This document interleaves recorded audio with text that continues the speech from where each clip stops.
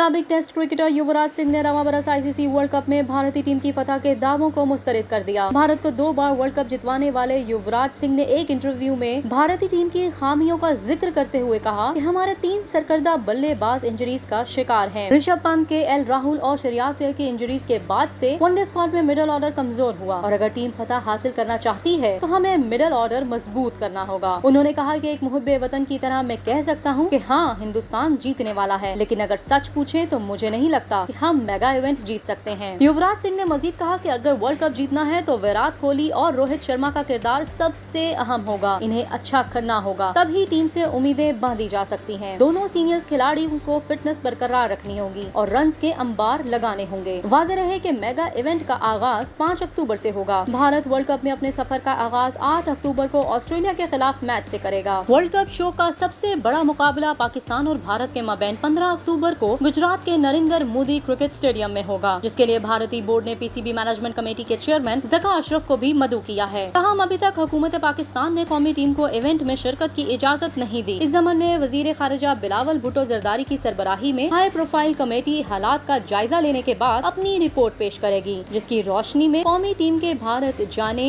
या न जाने के बारे में हतमी फैसला किया जा सकेगा।